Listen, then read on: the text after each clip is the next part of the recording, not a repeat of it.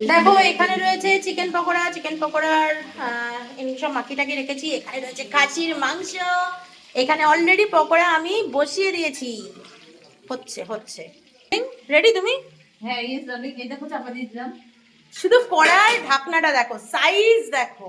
এটা ওই পকোড়া এই যে ডার্লিং, পুরো একটা জিনিস ভাবতে হবে, শিউলির মতো এনার্জেটিক পার্সন দুটো হয় না।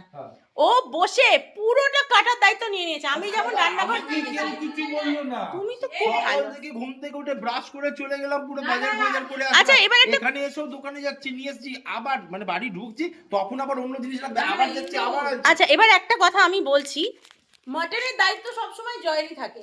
তো সকাল সকাল গিয়ে মাটনটা এনে নিয়েছে, আর কালকে রাত্রিবেলায় তো আমরা গিয়ে বাকি মানে দায়িত্ব অ্যারেঞ্জমেন্টটা কমপ্লিট করেছি। ক্রেডিট দিল না। আচ্ছা অবশ্যই তুমি দায়িত্ব পালন করেছো সোনা, কিন্তু আমি যে রান্নাটা করব আরো বড় দায়িত্ব পালন করছি। ভাবো দেরি করুন, তাড়াতাড়ি পকোড়া দাও।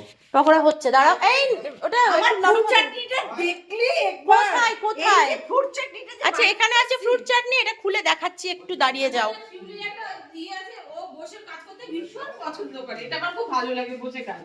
হ্যাঁ বসে একদম ঝাপা যেটা ঝাপা আমি ঝাপা ঝাপা। না না ও এটা করছে বলেই আমরা তাড়াতাড়ি রান্নাটা করতে পারছি। কারণ আমি এসে দেখেছি তুমি বসিও নি, আমি না। এসে একদম বসে গেছি। কিন্তু কারণ বল, আমি তোকে চা খাইয়েছি। তুই বসতে পারিস কখনো? তুই কি আরেকটু চা খাবি? আমাদের কি করে তুই কি আরেকটু চা খাবি? একটু হলে ভালো হয়। আর রেডি আছে, দিচ্ছি এক্ষুনি। দেখো আমি একটুখানি চা কিন্তু এক্সট্রা করেই রেখেছি, জানো আমি চা কতটা ভালোবাসি। ওই যে চায়ের জন্য নো কম্প্রোমাইজ, চা না হলে আমার হাত তাড়াতাড়ি চলবে না। এবার খাসির মাংসটা এতে ইয়ে করবি, যেটা ওখানে ইয়ে করে দিলে এটা কমপ্লিট হোক তারপরে দেখ। তুই একটু মাংস ধুয়ে নে না। ধোবো তো, কিন্তু আমাকে তো এটাতেই কিচ্ছু হবে না, তুই ওটা ধো না আগে। আমি